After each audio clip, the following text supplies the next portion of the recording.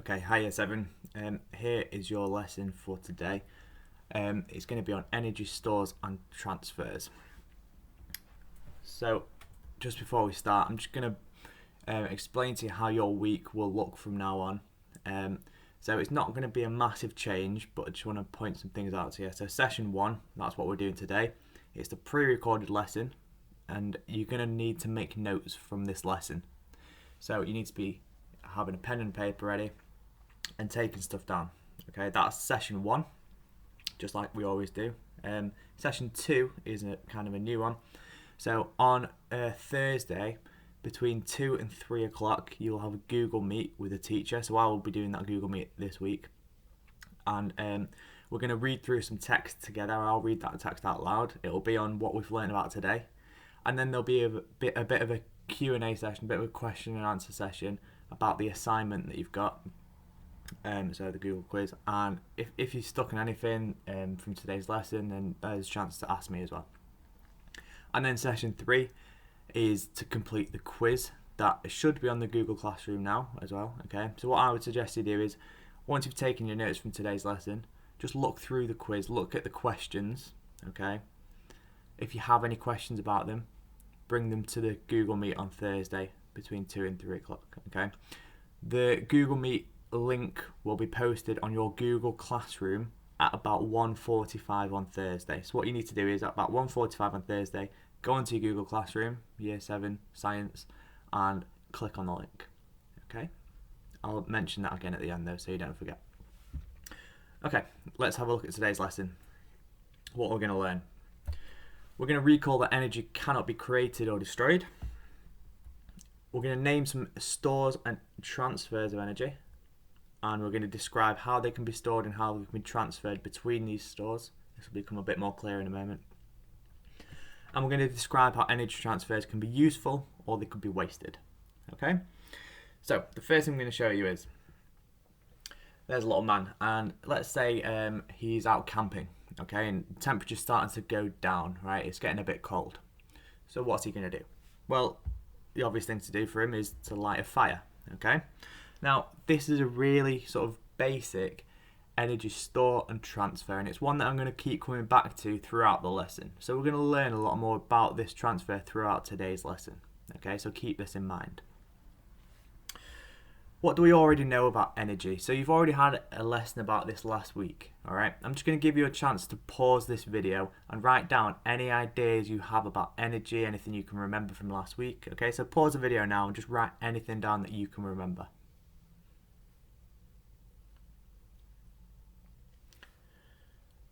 Alright, so hopefully we've got some of these ideas that we're going to go through now, and if you don't have them, that's fine, just get them down for me now, okay? So we should know that energy cannot be created and it can't be destroyed. Miss went through that with you last week, alright? Energy can be stored and it can be transferred, alright? And that's what we're going to look at in detail today. What this is known as is the law of conservation of energy. All right, sounds pretty fancy and pretty complicated, but all it is that energy can't be created, it can't be destroyed, it's just stored and then it's transferred. Okay, and that's what we're going to look at today. So let's look back at our example then. We know that this man is getting warm now, all right? So there must be energy being transferred from that fire to that man. So where's that energy coming from? Well, actually, that energy is stored within those wooden logs. Okay, there's energy locked within it, stored within it, and when we heat them up, we're transferring that energy. So actually, we could trace that back. Where's that energy come from in those wooden logs? Well, if you trace it back, then obviously those wooden logs have come from a tree. Where's that tree got its energy from? Well, that tree's got its energy from the sun. All right, so you could keep tracking it back, but for this example, we're just going to look at the energy being transferred from those wooden logs to heating up that man. Okay, so we say that those logs are an energy store. Let's have a look at some energy stores, and then we'll come back to that example again and try and identify which one we've got. So, the first energy store we're going to look at is a chemical store. When I learnt this in school, I remember learning about this when I was your age, and my teacher always said, what you should do is write a little description of what the store is, and then draw a little image to help you remember it. So what I've done is the store is in the middle, so the chemical store, and then the description of that is chemicals store is any energy that's sort of locked within food, fuels, and batteries. Okay, so the image I've drawn is a little battery there. So let's look at another way that energy could be stored. A kinetic store. So that's anything that's moving will have a kinetic store. Right, energy locked with moving objects. All right, so that little diagram I've drawn there is a little car. The next way energy could be stored is a thermal store. So any object that is really hot has got some thermal energy within it. Right, it's a hot object. It's got a thermal store. So I've drawn a hot cup of tea. The next one, elastic potential store. So objects that are stretched or squashed, or sometimes if they're twisted, they've got an elastic potential store. So the little diagram I've drawn there is an elastic band being stretched. Gravitational potential energy, that's anything that has been, so if an object has been moved to a higher place, okay, then it's increasing its gravitational potential store. So the diagram I've drawn there is a kite. And the final one we're going to look at today, nuclear energy store. So energy locked within the particles that make everything up. All right, so I've drawn a little nuclear symbol there. Again, if you want to pause this slide, take down some notes, get this table down, and get some diagrams down. If you want to change your diagrams, that's absolutely fine. Okay, there's just some basic ones for you. Right, let's look back at our diagram then. Oh, before we do that, sorry, let's have a look at these examples. So pause the video. There's 3 examples of different energy stores. I want you to try and identify which stores they are. So pause the video now and write down what are these 3 energy stores. Okay, so the first one, we've got a little kid there and he's stood on a diving board. So we would say that is gravitational potential energy store. Let's have a look back at our definition of that. That's an object that's been moved to a higher place. Okay. Gravitational potential energy. Let's look at Bart Simpson there with his catapult. So he's stretching that. We say that is an elastic store. All right. And the last one, we've got a sandwich up there. Well, if we look back at our table, the one that talks about food is a chemical store. So energy that's stored within food. So we can say that is chemical. Okay, now let's have a look back at our example from the start. We said that there's energy stored within those wooden logs, and that would be an example of a chemical store. All right, it's a fuel. That wood is a fuel. So the energy is locked in there as a chemical store. Okay. Now, the next part we're going to look at is how we can transfer between these stores. All right, so I've just put the diagrams of all the stores back up there. We can transfer energy between these stores, and the way we can do that is by these methods here. So energy can be transferred by heating, light, sound, electricity, or by forces. Okay, so again, I would be getting this down, and we're going to use this information to have a go at some questions in a minute. So it's really important that you understand this and that you've got this down, right? So we can transfer energy between these stores by these 5 methods. Okay, so again, we're going to look back at our example. We know that there's a chemical store there in the wooden logs. There's energy stored within those wooden logs, but it's being transferred to that man. And let's have a look back at our energy transfers. Which one of those is it going to be? So probably most of you have identified that we're transferring by heating there. Right, so we're transferring from the wooden chemical store into, transferring it by heating. Okay. Again, I'm just going to give you a chance to pause the video and have a go at answering this. Just write down the 2 blanks. So how is energy being stored in that radio? What might be inside that radio that's storing energy? And then how is it being transferred away from the radio? Just give you a chance. Pause the video. Try and answer those 2.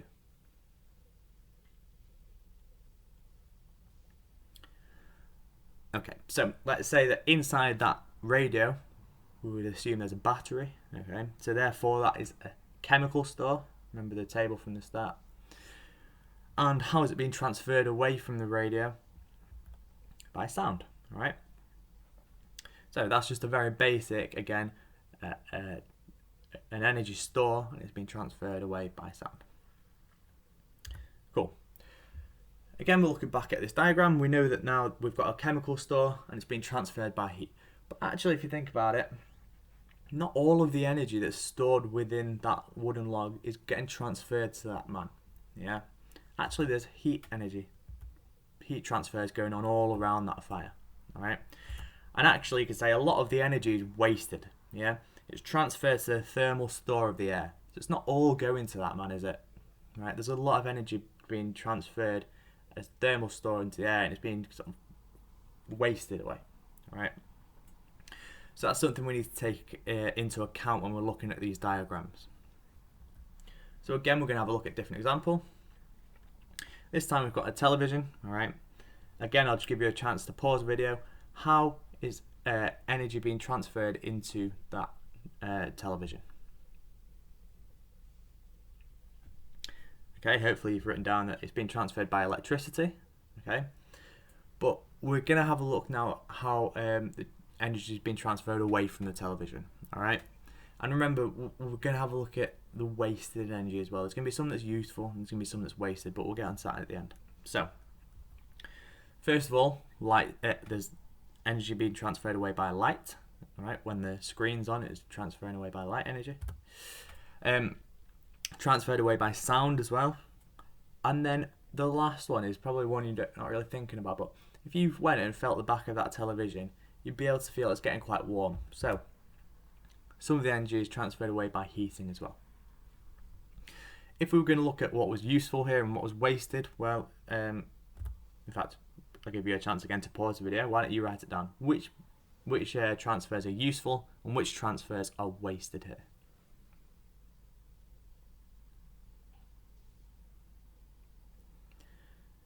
So, if we have a look, the useful energy would be the sound and the light. Obviously, if you're watching telly, you need to be able to see the image and you need to be able to hear what's going on as well. All right. But the wasted energy here is the heating, right? If you feel the back of that telly, it's getting warm, that's because of the energy being transferred out. And that's kind of wasted energy, isn't it? It's not really what we want our telly to be doing, getting really hot. Let's have a look at a different example. Again, I'm going to give you a chance to pause the video here and let's see if you can answer the missing words here. How's the energy being transferred into the light, into the bulb, and how it's being transferred away from the bulb?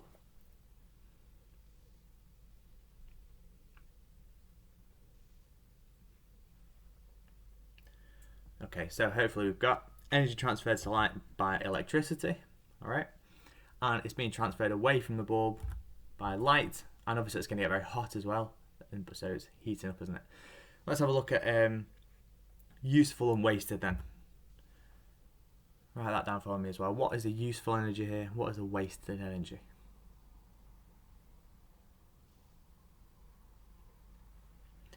Okay, so we'd say the useful energy is the light. Obviously we want our bulb to light up. And the wasted energy is the heat. Okay? Alright. That's what today's lesson done really. We've completed all our learning objectives. So the next things for you to do. Hopefully you've taken some good notes from today's lesson. If you feel like you need to go back over today's lesson and make some more notes, then please do that. So get some good notes and read through them. Okay, that's session 1. I would also advise you to have a look at the quiz that is on the Google Classroom. Maybe don't complete it. I'd say don't complete it until Friday. All right, give yourself a chance to read over your notes. Really get to grips with what we've talked about today. Think of any questions as well, because remember, on Thursday between 1 and 2 p.m. you'll be in a Google Meet with me and you'll be able to answer me questions about this. All right. So what I would do is look through your notes, look at the quiz, and write down any questions you have about that. All right.